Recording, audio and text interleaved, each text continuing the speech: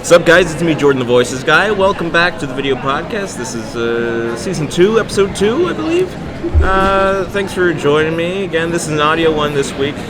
Too lazy to do video. And you may notice some ambience in the background. I'm not in my room this week. I'm just filming recording in a coffee house on campus.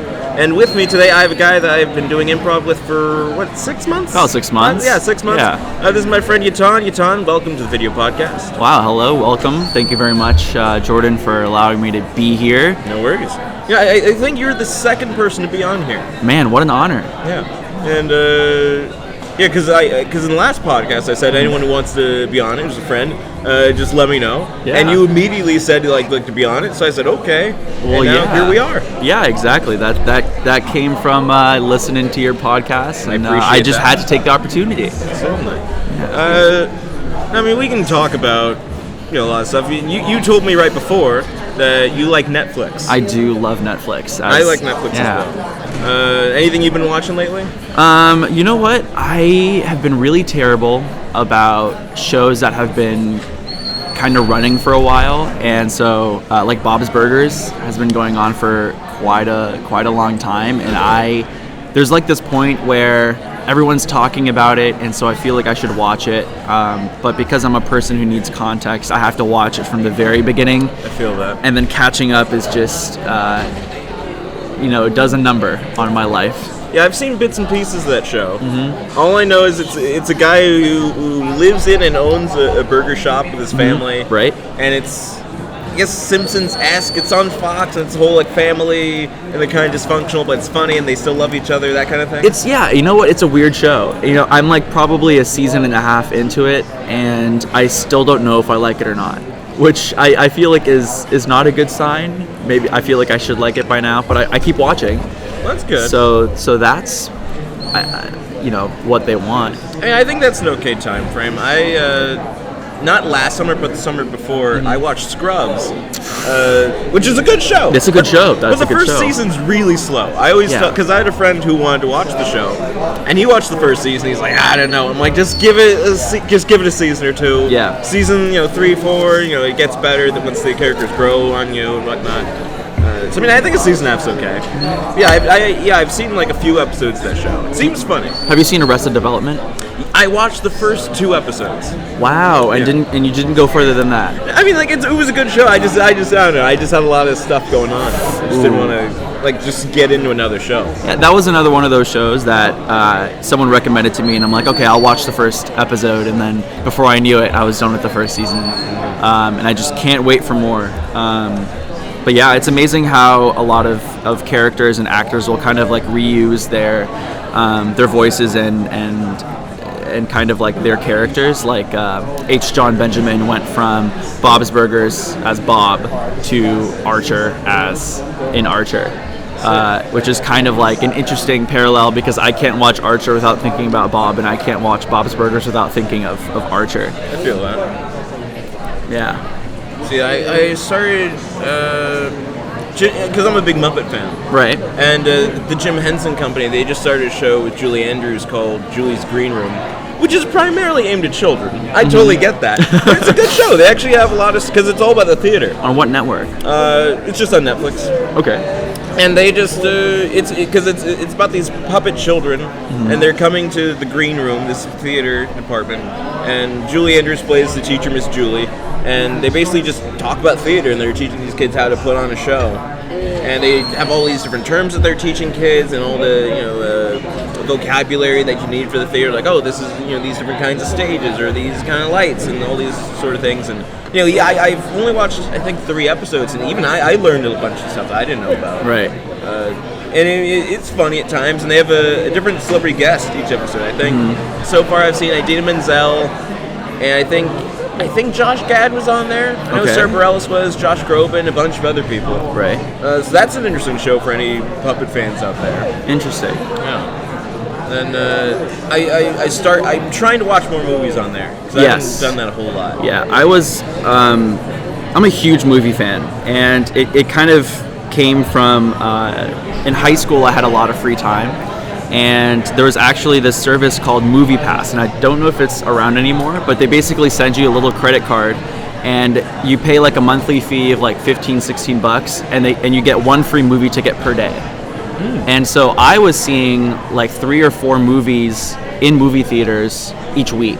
Oh wow! So there were times where I had seen every single movie available in a movie theater, and that included all the terrible movies you absolutely would not want to spend money on otherwise. Oh, I still spent money on it. Yeah, I can tell you that. But it's a good experience because you know what's good and what's bad, and like you know exactly what you want. But it also kind of was a little prohibitive because it only was, you know, movies that were out for the past month or two. They weren't what you would consider retro movies or movies that were out of the box office. So I have a huge knowledge of movies between like 2011 and like 2014. I've probably seen every movie released in that time period. But before that is kind of iffy, and after that, since I've been in college, there's very little time to go to the movie theaters anymore, and Netflix is more like short bursts of like TV shows and series like that. I mean, they're doing a great job with original content, and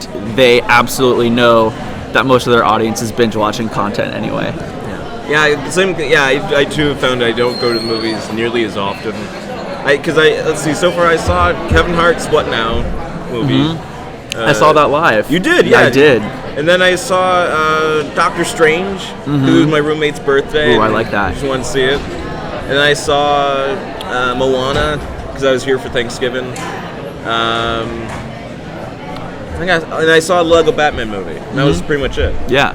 But yeah, a lot of Netflix. And I started using, you introduced me to Popcorn Time. I did. Which, for those of you who don't know, it's very similar to Netflix, but it's free, right? It's free. Yeah, it's free. And it's questionably legal. Questionably. Now, what exactly does that mean, Jeton? I mean, you are getting access to a large library of movies and TV shows, and it's free. And they do use, it's essentially a form of torrenting software, but not exactly, because someone's paid for it at some point. So you're mainly piggybacking off of their little payment. So it's questionably legal, but it's not questionable to the extent that we're not going to use it. No, not at all. Yes, and we watched a movie. What was that movie? It was like a British teen angst movie. What was it called? Wait. Man, I'm not remembering. The kid, or like his parents are like having troubles, and he's like wants to date this girl, but she's so mysterious. It was like Submarine or Yellow Submarine. Yeah. Submarine movie. It was very strange, but amazing cinematography, and I really enjoyed that. But yeah, I like it because it doesn't seem sketchy at all. It's like it's very professional software. Like I was at home for winter break, and I used it because it doesn't work on the school's Wi-Fi. Right. And so I was at home, and I was like, oh, let me try it out.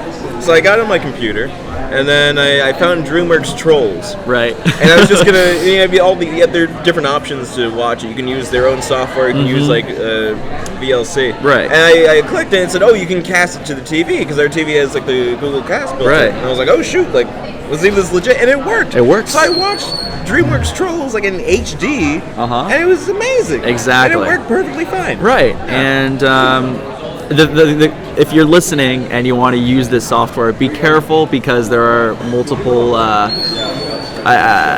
There are people who realize the success of Popcorn Time and make fake software and fake websites, and those are harmful to your computer. So just be careful you're using the right one. Yeah, I did check. I think their Twitter page has a list of like the proper there's a list of legit ones somewhere. I think it's like popcorntime.sh. I'll probably put a picture in for those of you if you don't want to go to the website. You just want to listen to this. Yeah, it's a fun time. Okay, and then do you use Hulu? I do not. I did at one point, but not anymore.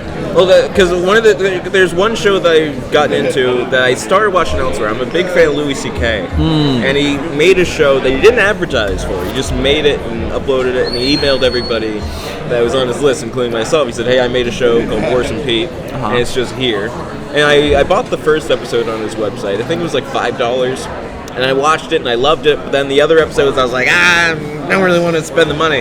But then he eventually put it on Hulu. So Right. I've been getting into that show, which I think has 10 episodes. Okay. And I think I got to the halfway point. I got to past episode 5. And that's a good show. So if Right. you have the time, if you're, go back to Hulu, I Great. would definitely check that out. Okay. It's sort of a dramedy. It's mostly drama, though. It's a bit of comedy in there because, he's a comedian. Right. A lot of comedians on there. That's a good show. It's more of a stage play that's filmed. I liked his Really style because it is a lot of dramedy. There's I don't know why it's his TV show that he got really famous for. Louis? Louis, yeah. I don't know why I couldn't remember the name. but he very much touched on some very real stuff for himself, and it really paid off greatly to success. Yeah, I love that show. Yeah. I hope he keeps doing it. I hope now so, it's too. on hiatus, and it's like Willie Loney. Yeah. He's kind of like maybe. It's like it's been a couple years now since Yeah, season 6 or so. Maybe I haven't. To be honest, I hadn't seen all of it, but I hope he does continue producing content. And he did put that special up on Netflix Yeah, recently. 2017. Right. I really enjoyed it. Yeah. I got my mom to watch it. I called my mom back home and I was like, "Mom, watch the special," and she said, "Okay." She watched it. Have you seen him do improv? Louis C.K. did it? Yes, he I did. have not seen that. I don't think he did it professionally, but I think. I hope I'm right about this. On YouTube, I believe there was a video of him doing improv with Amy Poehler, and it's very funny. I think mostly because he has no idea what he's doing, and I think it kind of stemmed from because Louis C.K. was on Parks and Rec very briefly, playing Amy Poehler's cop boyfriend, and it was a very funny kind of. I'm not sure if it was before he was famous or not, but I was watching Parks and Rec recently and saw Louis C.K. and I was like, "What?" I had no idea he was on this show. But yeah, he did an improv mini show or special or something with Amy Poehler, and it was very funny. I gotta check that out. Yeah. Well, it looks like we're just about out of time. I had a good time here. I am having a good time. I need to do this more often. Have other people on here. Yeah, we could keep talking for a very long time. We could. We can do multiple episodes. I'll tell you what. How about if we want to keep talking, I'll stop this one here. Okay. And then I'll just make a bonus episode. So if I don't feel like doing one a week, I can just have another. Hey, there you go. You can just kind of do like a Jeton part 2. Yeah. So that's it for this one. You wanted to sign off, or? Yeah, no, thanks for having me on. I'm a Jeton. I have no idea how to spell that, and you shouldn't even try. But no, thanks for having me on, and it's been a good time. Alrighty. I always forget how I ended. See ya. Bye. I don't know. Adios.